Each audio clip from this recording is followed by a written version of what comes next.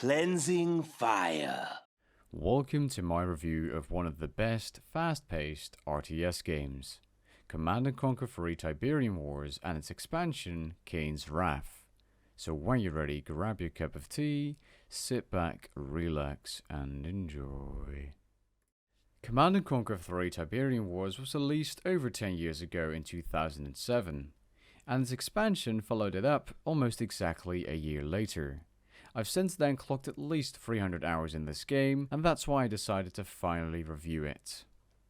Tiberium Wars has three main ways of playing. You have the campaign or story mode, you have skirmish, which is against AIs, so matches against bots, and multiplayer, which you cannot do because the servers have been dropped a long time ago, unless you are playing through a third-party app like Game Ranger or Hamachi to play against other players. The campaign itself is pretty decent. You have a separate GDI and Nod campaign, which are two of the base factions of Tiberium Wars. Once you've completed those missions, you get access to the third faction, the Aliens Factions campaign, which is Skrin. The GDI, also known as the Global Defense Initiative, are basically the USA faction, just like in Command & Conquer Generals, except this time they have a bit more futuristic units, they have mobile bases, and rather strong vehicles. The Brotherhood of Nod is similar to the GLA faction in Command & Conquer Generals, which is a religious and terrorist organization, which is led by Kane. The Nod faction is a infantry-strong, rushing type faction that utilizes stealth technology. The reason the GDI and Nod are at war is because Nod sees the spread of the Tiberium crystals as a gift, and the GDI wants to get rid of it. Hence the name Tiberium Wars. Now, the Skrin faction that comes in later on is basically a War of the Worlds alien-type faction with units ranging from spaceships to annihilator tripods. Now, the GDI faction is affected by the Tiberium, but the Skrin faction is not. In fact, the Skrin faction is more or less drawn towards the Tiberium crystals. Now, the campaign as a whole is fun, but it's not the reason I bought this game in the first place many years ago. The campaign features some great cutscenes and videos just like Command & Conquer Generals. Speaking of those videos that you get to watch throughout the campaign to add to the story, the acting level in these videos is higher than some movies I've actually seen. And that's a big plus in my eyes. It just makes you feel like it's more immersive and you're drawn into the entire story. Now, the story is interesting and the campaign is basically a tutorial to the game, but I personally bought the game for the skirmish and multiplayer game modes. So let's talk a bit more about the actual core gameplay mechanics of this game once you get into some matches either against bots or against human players. So whether you're playing the Nod, Skrin or GDI faction, you need things to keep on building and blasting out units to finish off your opponent. You need power for all of your structures and money to pay for these structures and for your units. You gain money by harvesting from the various Tiberium fields you can find throughout any map. Green Tiberium gives you a 100% money to Tiberium return rate, and blue Tiberium gives you a whopping 200%, so double the money for the Tiberium. So if there's blue Tiberium on the map, be sure to secure it for yourself as soon as possible and deny your opponent the blue Tiberium because it's basically double money.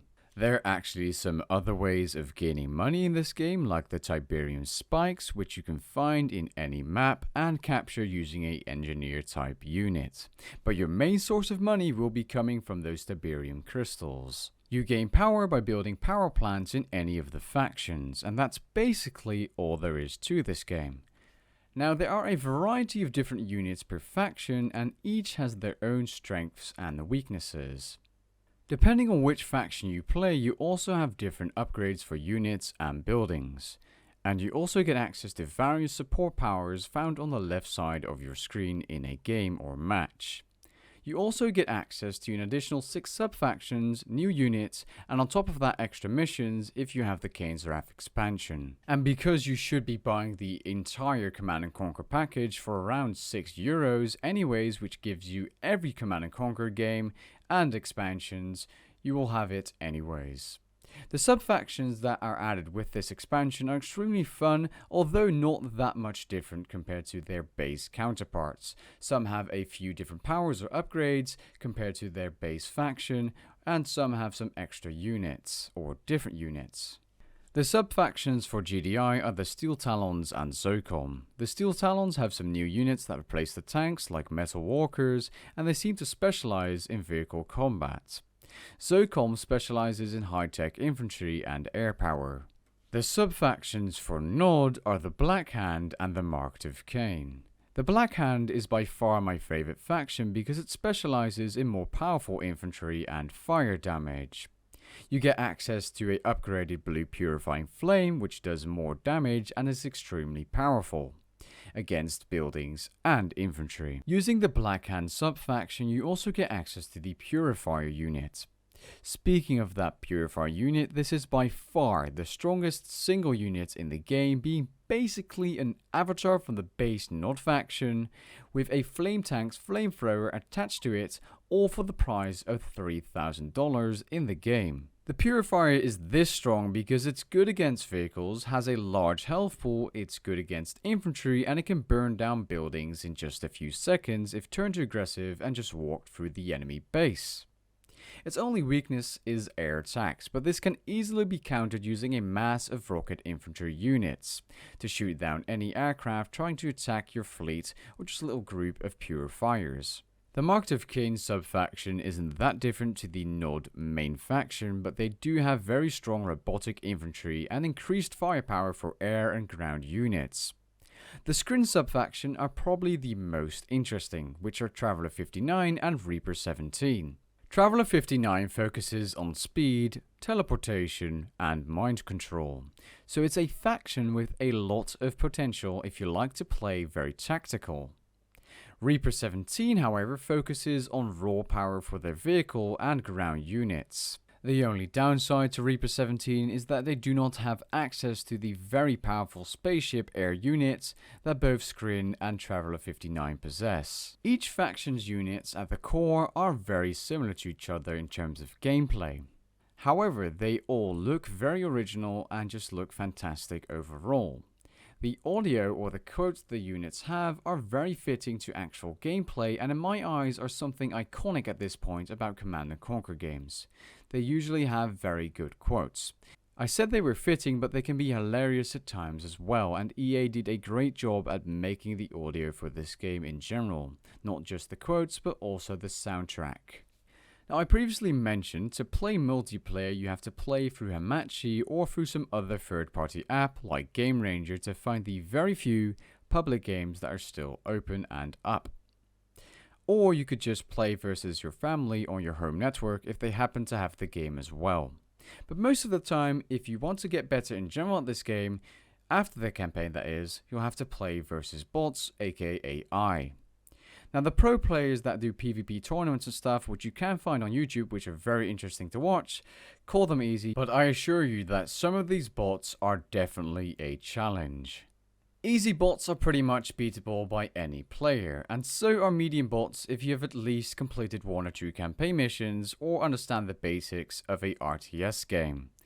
Hard bots, however, will require you to at least know what you're doing somewhat, but I wouldn't call them hard bots at all. They don't really become hard until you make them into a rushing or steamrolling AI. Brutal bots, however, are extremely hard and basically cheat. They can see the map, they gain double the money you are gaining from Tiberium crystals, and they seem to be smart. If you know what you're doing, you can actually rush the brutal bots and deny them the economy to beat them early on, because if you don't do this, there's almost no hope for survival in a 1v1, because they will just keep sending units and just spam you to death with units. If you play versus a brutal AI and you have the starting cash or more than 10k, which is the normal amount by the way, you're going to have a very hard time as well, because they'll just have enough economy to get you out of the base, so you can't really rush them. You can beat 2 or more brutal AIs at once if you're using a map with a choke point and you're very good at turtling and know the game well, how to use artillery, turrets and all of that stuff, which is very fun as well and is known as comp stomping. Basically holding them off until they run out of resources so you can finish them off. I've personally spent over 100 hours battling different AIs in 1v1s, battling them with friends, and they are definitely enjoyable to play against, but will eventually get boring. The different AIs are the following. You have the balanced AI, exactly what the name says, balancing everything out. The rusher AI, which attacks as fast as possible and usually spams infantry, especially if they're using a Nod faction and they don't build defenses. A turtle AI does the exact opposite and makes a lot of base defenses and holds up their attacks and attacks late game with a very large force all at once. A guerrilla balances everything out but focuses more on tactical attacks, using sneaky engineers or commandos to attack your base. Brutal guerrillas can be extremely hard late game because they have their economy set up and they make a lot of units that counter your units you have built. And then you have the Steamroller AI, which in my eyes is probably the hardest to play against in an open map, which is basically a rusher AI, but they come with larger numbers at once and tend to spam out more vehicles. Sometimes the rusher or steamroller AIs focus more on getting their epic unit first instead of rushing you with a attack if there are multiple of the same AIs in the same game, which is kind of strange, but I've noticed this myself. Because this is usually what a gorilla or turtle AI does. If we are talking about the brutal AI on a normal map in a 1v1, the hardest AI to the easiest AI would definitely be steamrollers, then rushers, then gorillas, then balanced, and then turtle being the easiest usually. Now, enough of talking about the AI units, let's talk about the maps. I would say the base game without any mods or map packs added to it has quite a lot of 1v1 maps, but not enough 3v3 or 4v4 maps. To get more of those maps, you'd have to download them from looking online, and there's a lot of people that create maps, and you can even create maps for yourself. Just wish they would add a little more maps with the Kane's Wrath expansion. But other than that, the maps that are in the game are very well designed and extremely fun to play on. Now, even though I can talk about this game for much longer, I think it's time to wrap this game review up and rate this game.